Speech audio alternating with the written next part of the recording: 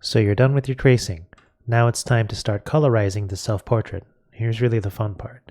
So first you got to make sure that you've got all the details you want in your trace, okay? While there is a likelihood that you're going to be going back and forth, it's much easier to get a good and thorough trace before starting this process, all right? So here's the things that you want to have open. You want your Illustrator file with the completed trace. We also are going to be referring to the color wheel to try and establish or at least notice some color relationships and color schemes.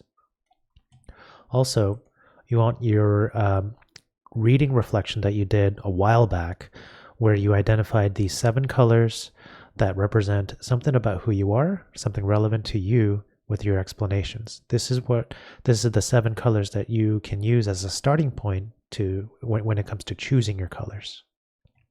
Okay, now let's get into converting these lines first into closed shapes.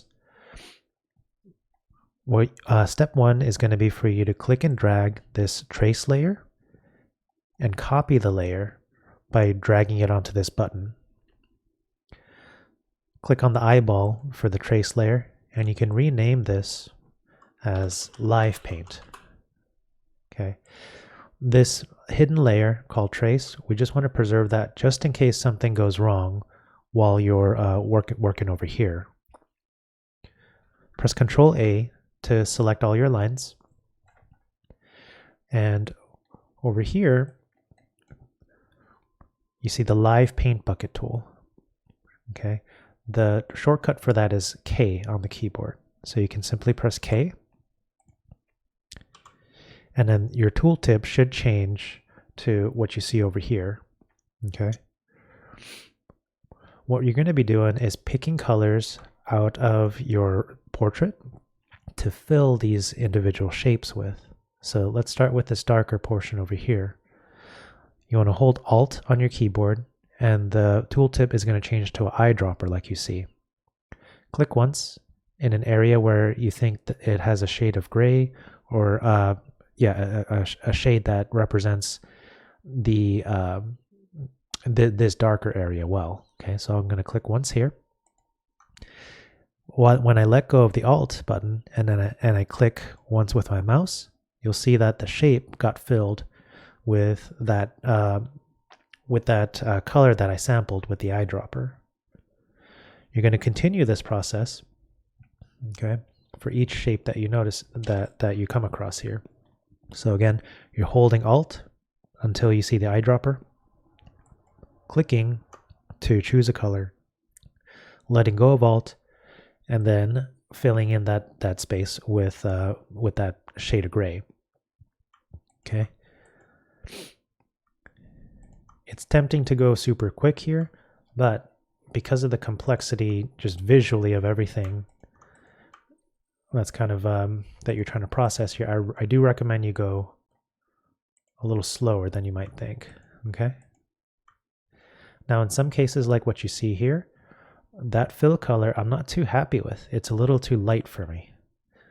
No problem. You can press Ctrl Z however many times you need and sample a different color that's slightly darker. This eyedropper tool, it's, as far as I can tell, it's pretty much pixel perfect. So if I click on this gray button, that's the exact pixel that it samples. Versus if I click over here, I'm going to get a darker gray. Okay, so just because you sample it from a certain place doesn't mean that's your only choice. In fact, you have many, many different spots, millions of different pixels to choose from. So you might want to zoom in to get a slightly lighter or slightly darker sampling. Depends on what you want. Okay, depends on what looks natural for you. What we're establishing here is a value relationship, meaning this area over here should be close to white, same as over here, versus over here should be visibly much darker than that. Okay.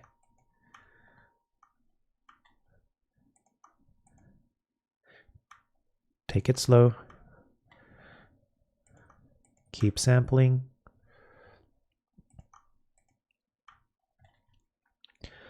Small moments like this, you definitely want to zoom in, right?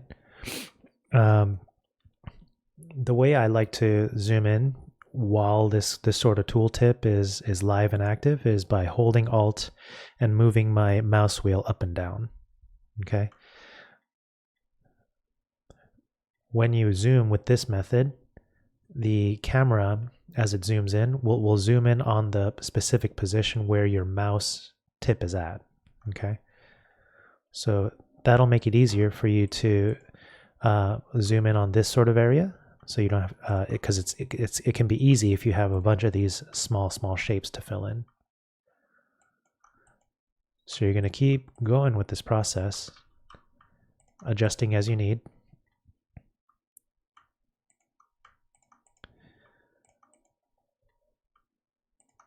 To fill in all of the shapes that you traced out.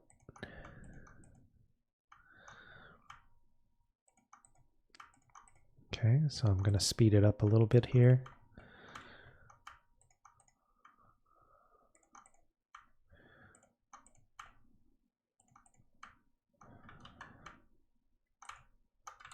In moments like that where you see me going back and forth, again, that's where I'm making a decision. Okay, that's a little too dark or a little too light for me. I want to sample a different pixel.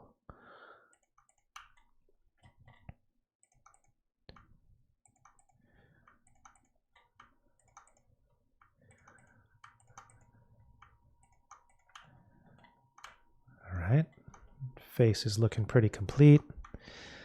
Let's go in for the ear.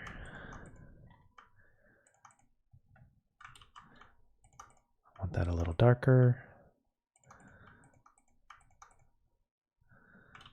I want that a little darker as well.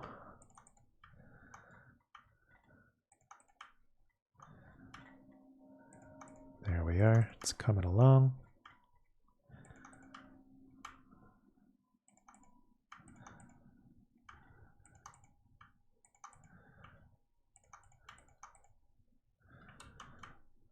Want that a little lighter.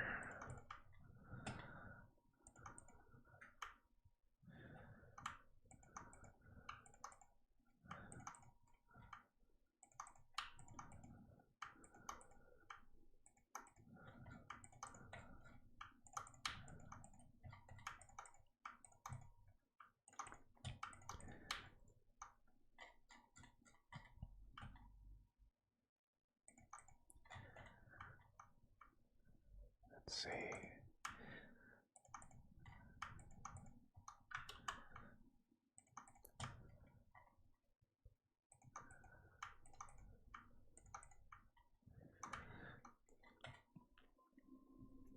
Okay. See these tiny spots over here? They're pretty easy to miss, some of them. I think I got everything. Nope. One tiny spot left. Oh, two more.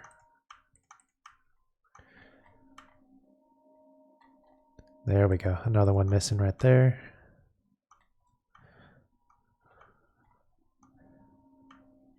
And you want to do the same and zoom in and out to see if there's any spots you missed, like over here. Okay. Okay. What I did there was I deselected everything. Now, let's say I did miss a spot over here. Okay, like let's say I forgot, let's pretend like I forgot to color this area in on my neck. If that's your case, and there's a likelihood of that, no problem. You just need to select all the lines again, press K again for the live paint tool, okay, and fill that in, okay, while sampling the color that you want. Once you're done filling everything in with the grayscale, firstly, you want to make sure that you're happy with the sampling of colors that you got, okay? What'll help you to do that is by selecting all the lines.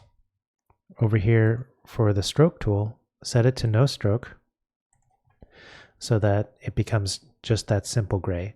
What I'm noticing is I don't really like how this white of my eye is so dark, okay? So that's something I definitely want to adjust. But that's a minor change I could make in a moment.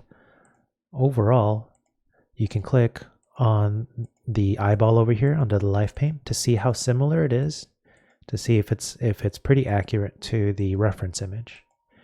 Overall, I'm pretty happy with that. The only exception, I think, is the white of my eye over here. Okay, but the next step where we are going to expand this is going to help me to make the adjustment. Right now, I can't individually adjust the color of that. Okay, so once you're happy with your grayscale image here, you can turn off the bottom layer, select everything. You can just click once, it's all grouped, and go up to Object, click Expand. We don't need the stroke, we just need the object and fill. Press OK.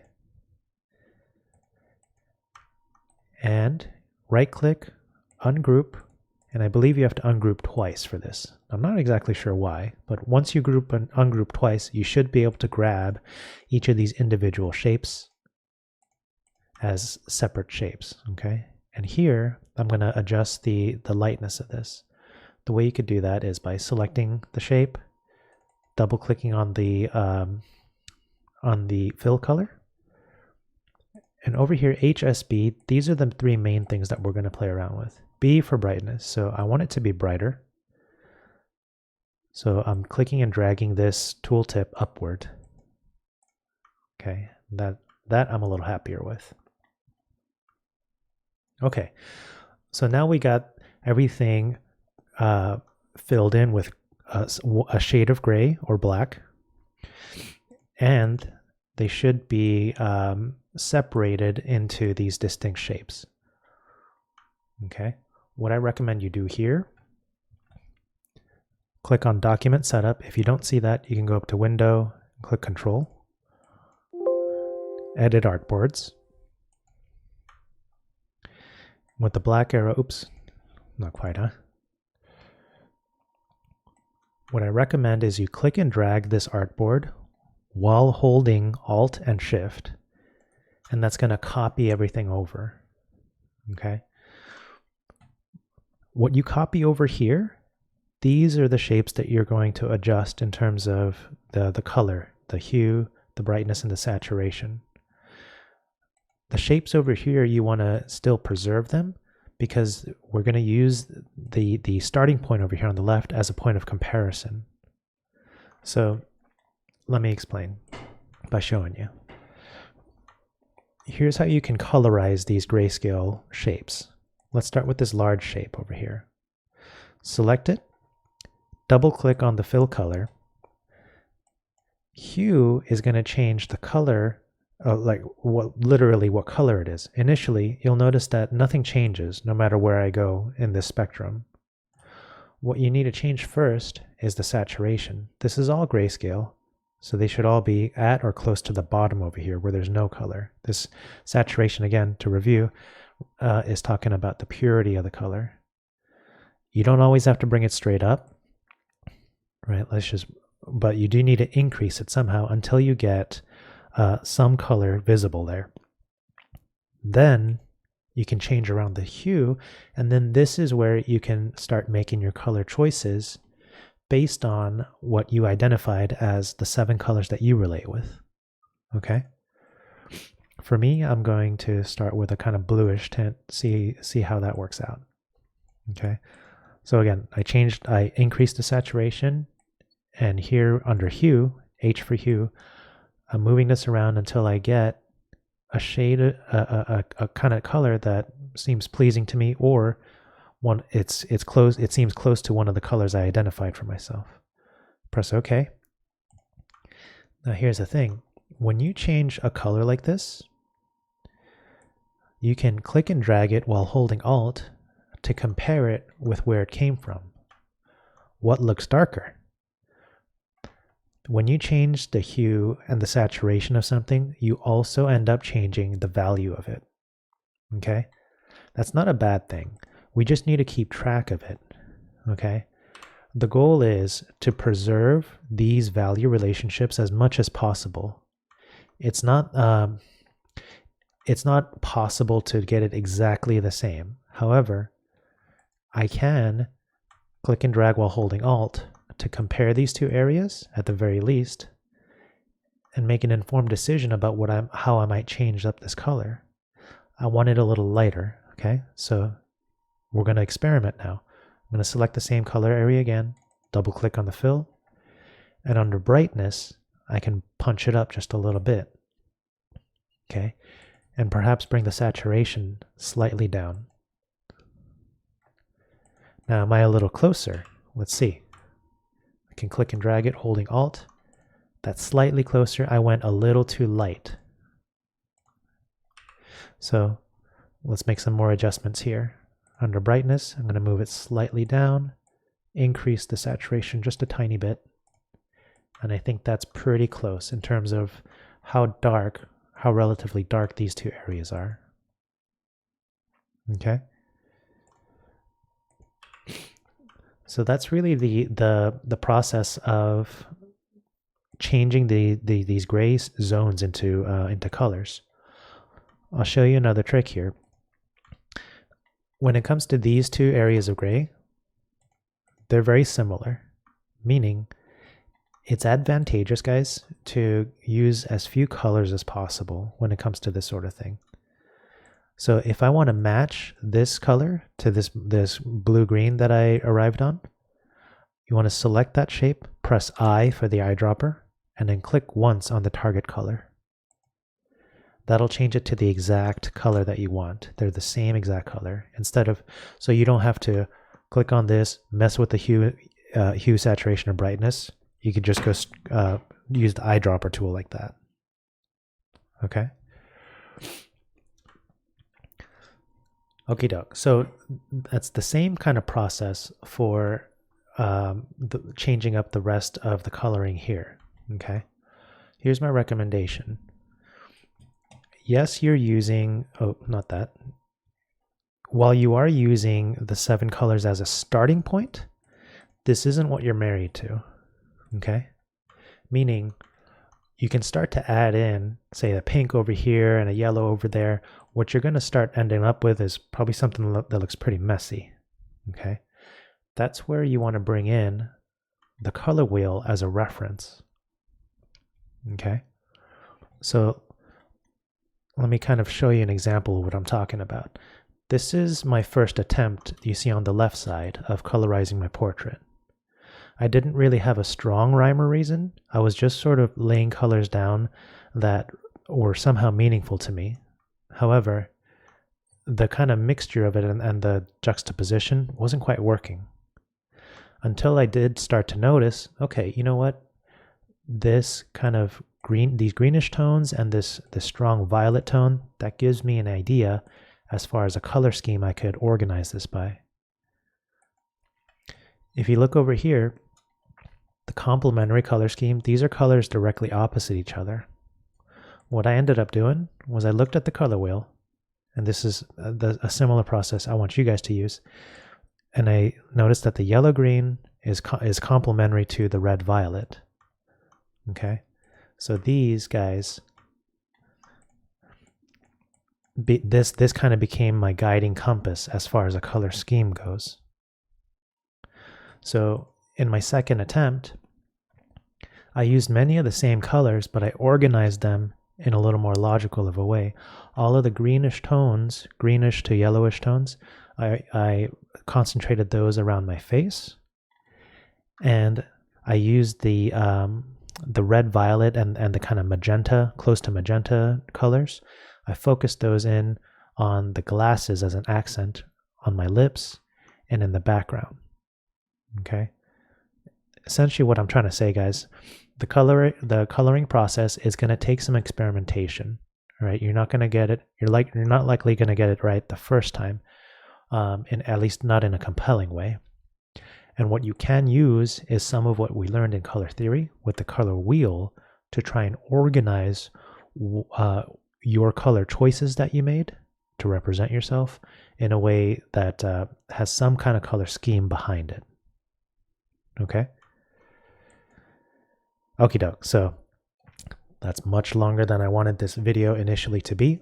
hopefully the technique behind changing the colors is clear to you, and also hopefully the thought process behind how to self edit and how and like self process the and organize the color scheme should be hopefully that approach is clear to you as well. Okay, good luck guys. I'll see you in class.